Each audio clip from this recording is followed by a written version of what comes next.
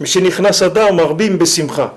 C'est-à-dire, quand le mois de Hadar il rentre, alors on est marbé besimcha. Parce que, comme maintenant, lui, il a voulu nous attaquer à ce moment-là, et qu'on n'avait pas le choix, on est obligé d'aller chercher la force dans la simcha pour lutter contre lui. Alors, bien qu'on était loin de la simcha, qu'on se trouvait en Hadar, qu'on est en fin d'année, qu'on est fatigué de tout travail qu'on a fait dans l'année, on devait quand même être mitgaber dans la simcha. Alors, on a eu de la simcha. Avec ça, on a vaincu Haman. Et ça maintenant, ça nous a donné une force.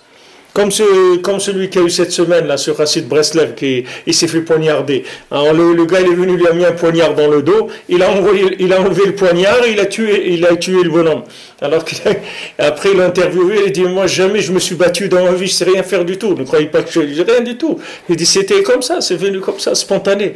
Il a vu qu'il a fait ça, quoi, il m'a mis un poignard dans le dos, il a attrapé le bonhomme, il a enlevé le poignard et il a tué l'autre bonhomme. Avec le poignard qu'il avait dans le dos.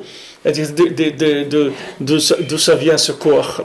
C'est ça, c'était le mois de Hadar, c'est-à-dire le mois de Hadar, c'est-à-dire on a pris le corps que Haman, il a voulu nous faire tomber, comme on était obligé de se battre contre lui, donc on a cherché la force dans la simcha, et ça a fixé que ce zman-là, il est devenu un zman de simcha pour l'éternité. Tellement pour l'éternité que ça va rester tout le temps. C'est-à-dire toujours il y aura Purim. C'est ça, jamais ça va partir. Parce que c'est une force ça a été une force où on a été obligé d'être mishtamesh qu'avec la simcha, c'est tout. Il n'y avait rien d'autre.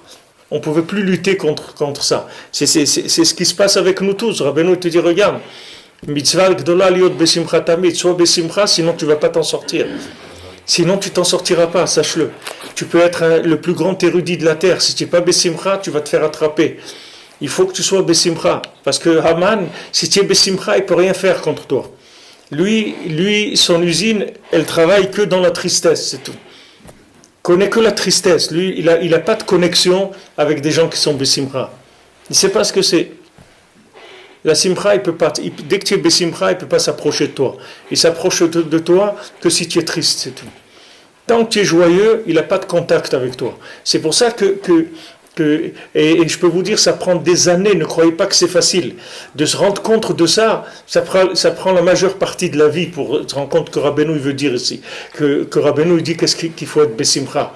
Parce que toi, tu crois que la simcha, ça vient de ce que tu as fait, que Baruch Hashem, tu as fait des choses bien, ou des mitzvot, ou des trucs et tout. Alors, Baruch Hashem, tu as de la simcha, tu as fait ça, ou tu as fait ça. Mais c'est pas ça la simcha. La simcha, elle doit être sans aucune raison du tout d'être besimcha. Tiens, tu es besimcha, c'est tout. Ne cherche pas à être pour une raison ou pour une autre besimcha. Tu dois savoir que la guerre qu'il y a dans le monde aujourd'hui, c'est de te rendre triste, c'est tout. C'est-à-dire, tout ce qui t'arrive toute la journée, c'est pour te rendre triste, c'est tout. Si ici il t'a attrapé, que tu es devenu triste, ça y est, c'est terminé. Parce que lui, d'abord, il te rend triste. Une fois qu'il t'a rendu triste, il est rentré en contact avec toi, après il t'attrape. Mais si tu n'es pas triste, il ne peut pas t'attraper. Il ne peut rien te faire du tout. Donc la lutte, elle est là. C'est-à-dire que maintenant, ce n'est pas ce que je suis en train de vivre. Est-ce que ce que je suis en train de vivre, c'est bien ou c'est pas bien? Ce que je dois faire attention, c'est de besimcha tamid, c'est tout. N'importe quoi, il faut que je le tourne. Il faut que je le tourne, que je sois besimcha. Ou j'arrive à le retourner, je suis besimcha. Ou je l'enlève de ma tête et je suis besimcha. Ou je le jette, je suis besimcha. Ou je commence à rire, à faire n'importe quoi. Mais il faut absolument que je sois besimcha. Il faut que je sois joyeux à tout prix. Parce que c'est une sakanat nefashot. C'est-à-dire c'est un danger pour moi, la tristesse. C'est quelque chose d'extrêmement dangereux. Extrêmement dangereux. C'est-à-dire ne croyez pas, ça n'existe pas des tzadikim tristes ou des gens tristes ou des gens qui sont bien et tristes, ça n'existe pas. Quand quelqu'un il est triste, il est mal, il n'est pas bien. Ça n'existe pas des gens tristes et bien. Ça n'existe pas. Parce que la tristesse, c'est la connexion avec Amalek. La tristesse, c'est ce qui connecte avec Amalek. Rabbeinu dit qu'il faut faire très attention pour les enfants aussi, qu'ils soient toujours besimcha. Les enfants, il faut pas les laisser être tristes, parce que les enfants, ils sont plus fragiles que nous encore. Les enfants, ils sont très fragiles. Et quand les enfants, ils sont tristes, Chas v'Shalom, c'est très dangereux pour eux, pour leur santé et tout. Il faut faire attention à la tristesse comme étant la chose la pire qui peut nous arriver aujourd'hui. Maintenant ça, tu peux pas te rendre compte au début, tu crois pas, tu sais pas ça. C'est-à-dire, tu crois que que la simcha c'est un plus, c'est quelque chose de bien. C'est-à-dire si tu es besimcha, Bémet c'est bien. Bémet c'est bien. Mais si tu n'es pas besimcha, tu peux vivre quand même. Mais il n'y a pas, Rabbeinu dit dans Sipur Masiot, il dit le roi à son fils, il dit si tu n'es pas besimcha, si tu es be'atzvut, alors moi je serai besimcha que tu n'es pas roi. Parce que tu n'es pas un roi si tu n'es pas besimcha. Si tu n'es pas capable de perdre la royauté, d'être besimcha, alors ça veut dire que tu n'es pas un roi. Donc là-bas, il ne le met pas dans des conditions qui sont des super conditions. Il lui dit le gars, il a payé sa royauté. Et il a perdu sa royauté. C'est-à-dire, il n'a pas de pouvoir. Il vient, il dit quelque chose à sa femme, voilà un truc, et il dit qu'est-ce que tu veux, tais-toi un truc et tout. Tu dis encore un mot, je vais à la rabbano, tu vas divorcer, truc. Oh, ok, d'accord, ça va, excuse-moi. J'ai rien dit, ça va, tout est bien. Alors ça va, tout va bien, ouais, super, tout est extra. Et qu'est-ce que tu veux qu'il fasse? Qu'il fasse le pauvre, il va commencer à. Il peut pas, c'est tout, il peut pas. Il faut qu'il soit besimcha, en malasot. Tu peux pas. Tout ce qui amène de la tristesse, c'est hyper dangereux. Hyper dangereux. Alors, que tu perds ton pouvoir, Hachem il te le dit, Rabbeinu te dit, tu vas perdre ton pouvoir. Ne crois pas que tu vas avoir le pouvoir. Tu vas pas avoir le pouvoir.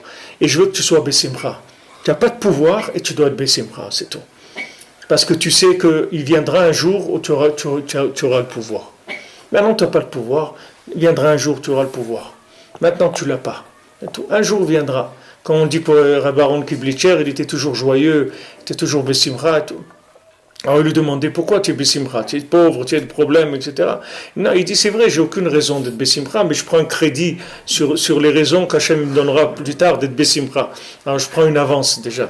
C'est-à-dire je suis besimcha sur les yeshuot qui même de rêver, de dire voilà, Hachem, je vais avoir un truc, un avion, un truc, je pourrais aller me promener, je pourrais aller à Oman le matin, faire ma tefila, après je reviens au travail. Et puis il peut rêver, il peut faire ce qu'il veut, l'écart c'est quoi besimcha. L'écart c'est soit besimcha. Il vaut mieux de l'imagination joyeuse que de la réalité triste. Comme des gens ils disent, c'est la triste réalité malheureusement. Il faut se sauver de ça. Si la réalité elle est triste, eh ben tu la jettes la réalité, c'est tout. Ça t'intéresse pas. C'est pas vrai, c'est tout. C'est pas vrai. Parce que je dois faire attention de pas tomber dans la hatzvut. Dès que je tombe dans la hatzvut, il m'attrape. C'est pas une avéra personnelle. C'est pas que le nian de la avéra personnelle. C'est pas que maintenant quand je suis triste, c'est une avéra. À part que c'est une avéra d'être triste. Laisse tomber le côté de l'avéra. Sache que maintenant, quand tu es triste, la shrina elle s'en va. Donc maintenant, tu n'as plus de protection. C'est-à-dire que tu rentres en contact avec Amalek. C'est lui qui commence à te manipuler. Donc ta vie, elle est en danger. C'est-à-dire ta vie spirituelle, elle est en danger. Et c'est ça qui fait tomber dans toutes les ta'avot. Rabbeinu dit que toute cette ta'ava des femmes et tout, ça vient de la hatzvut, c'est tout. Les gens qui sont besimcha, ils n'ont rien à voir avec ça. Parce que du moment où il ne peut pas t'attraper, ça y est, c'est fini. C'est-à-dire que tu n'as pas de rapport avec lui. Le rapport avec lui, il commence que quand tu es triste, c'est tout. Si tu n'es pas triste, il n'y a pas de rapport avec lui. Donc c'est quelque chose qui est vital. C'est pas maintenant, il y a des mitzvot que tu peux les faire, tu les fais pas, c'est pas grave. C'est pas quelque chose qui va t'entraîner une destruction. Mais là, le lien de la tristesse, c'est hyper dangereux. Hyper dangereux. Parce que la tristesse, pour des gens qui sont dans l'imagination, c'est un danger terrible. Parce que dès que la personne elle est triste, tout de suite, il commence dans l'imagination à lui balancer des trucs dans la tête sans arrêt. Sans arrêt. Combien de gens me disent, Ravi Fra, je ne sais pas ce que j'ai. Je suis en train de travailler, je suis bien et tout. Et d'un coup, il me vient des trucs dans ma tête. Je ne sais pas d'où ça vient. J'ai 45 ans, il me vient des trucs de quand j'avais 15 ans ou 16 ans dans la tête. Mais d'où ça me vient ça? Voilà d'où ça vient. C'est pas difficile. Ça vient parce que tu es triste, c'est tout. Si tu n'es pas triste, il peut pas, tu coupes les liens avec Aman Amalek. Et il ne peut rien t'envoyer, ni comme image, ni comme idée, ni comme sensation, rien du tout. Tu n'as plus rien à voir avec lui. Donc le lien d'être Bessimcha, c'est quelque chose qui est primordial. Ne regarde pas maintenant la simcha qui vient, comme Rabbeinu dit, la simcha qui vient de la réussite. Il faut arriver à être Bessimcha sans avoir réussi. Sans avoir réussi. Tu n'as pas réussi, tu es Bessimcha, tu n'as pas réussi, c'est tout. Tu es Bessimcha, tu n'as pas réussi, mais tu es Bessimcha. Bon Hachem, tu es Simcha, tu connais Hachem, tu connais Rabbeinu, tu es en Eretz Israël, tu as été à Ouman, tu as beaucoup de choses pour être Bessimcha. Sors des dossiers à toi, bon Hachem, tu as été des enfants, bon Hachem, tu as ça, bon Hachem, on t'a fait la Brit Mila quand tu étais petit, bon Hachem, il y a beaucoup de choses que tu as beaucoup de quoi avec Bessimcha. Et le reste, la réalité, comme on dit, la triste réalité, tu ne la regardes pas, c'est tout. Tu ne la regardes pas. Il faut que ça soit sans aucune raison. Aujourd'hui, ils disent que aujourd'hui, en RS, même la gauche en RS, ils disent aujourd'hui qu'il n'y a aucune possibilité logique de lutter contre ce qui se passe aujourd'hui. On ne peut pas trouver ni une action militaire, ni politique, ni rien du tout, parce que c'est une spontanéité qui est imprévisible. Donc il n'y a rien qui peut gérer ça. Ça, c'est la gauche qui dit ça. Il dit, il y a une seule chose qui peut nous aider, c'est un S, c'est tout. La gauche dit ça. J'ai vu ça écrit par les journalistes de gauche. On dit que c'est la seule chose qui peut nous sauver, c'est un miracle, c'est tout. C'est-à-dire, logiquement, il n'y a rien, on ne peut pas lutter contre ça. C'est-à-dire, cet aspect spontané, on ne peut rien faire contre ça. Mais ça, il faut apprendre de ça. C'est-à-dire, il faut apprendre de ça que maintenant, l'aspect spontané, c'est-à-dire l'aspect spontané de la simcha, que tu vas être bessimcha sans raison. Tu n'as pas de raison d'être bessimcha. Il n'y a aucune raison, il n'y a aucune logique à ta simcha. Mais tu es bessimcha quand même. Il n'y a pas de logique. C'est-à-dire, pourquoi tu es bessimcha? Je ne sais pas, mais il doit être bessimcha, c'est tout. Il dit, mais quoi, tu as gagné au loto? Tu n'as rien du tout, j'ai rien des problèmes. Mais ces problèmes-là, ça ne me dérange pas. Moi, je dois être bessimcha. C'est tout. Parce que si je ne suis pas bessimcha, alors là, il va m'arriver des vraies tuiles. Là, c'est des vraies tuiles qui commencent. Là, c'est des tuiles vraiment importantes. Mais tant que tu es bessimcha, il ne peut rien t'arriver du tout. Il ne peut rien te faire du tout. Voilà, comment quelqu'un peut trouver la force comme ça, quelqu'un le poignarde dans le dos, rien que quelqu'un, Hachem Ishmael, reçoit un poignard dans son dos, rien que la tristesse d'avoir vécu de la chose, ça peut tuer le bonhomme. Rien que cette tristesse-là, le bonhomme il peut tomber par terre, rien que de ça, même s'il n'a rien du tout. Comment le bonhomme il trouve la force de sortir le poignard de son dos et de tuer l'autre? C'est des choses on ne peut pas comprendre ça. Il était en train de faire de la fatsa. Il a dit que c'est la fatsa qu'il était en train de distribuer les sfarim de Rabbeinu. Ça qu'il dit, c'est ça qui l'a sauvé. Lui-même, il ne comprend pas comment il a pu faire une chose pareille, qu'il arrivait à faire une chose pareille. Alors ce côté spontané, c'est-à-dire d'être bessimcha, à l'eau d'avoir pour aucune raison. Tu es bessimcha parce que le Rebbe il a dit qu'il faut que tu sois bessimcha, parce que sinon tu es en danger. Sache que si tu n'es pas bessimcha, tu es en danger. Parce qu'un malek, il peut te manipuler si tu es. Même si maintenant tes raisons de la tristesse, c'est des raisons valables. Il n'y a aucune raison pour être triste. Il n'y a aucune chose dans le monde qui peut valider la tristesse. Dire que voilà, la tristesse, tu as raison d'être triste parce que ça ou parce que ça. Il n'y a pas de parce que.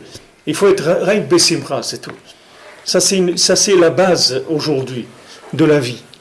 C'est quelque chose qui est basique. C'est pas qu'il faut attendre que ça vienne ou que ça vienne pas. Il faut la provoquer en permanence. Et tout ce qui vient t'attaquer pour te rendre triste, il faut que tu le sortes de toi. Il faut que tu le sortes. Tu dis non, ça n'existe pas, c'est tout. Ça n'existe pas. C'est tout. Cette chose-là, elle n'existe pas. Tu dis ouais, mais quoi, mes trucs, il n'y a pas.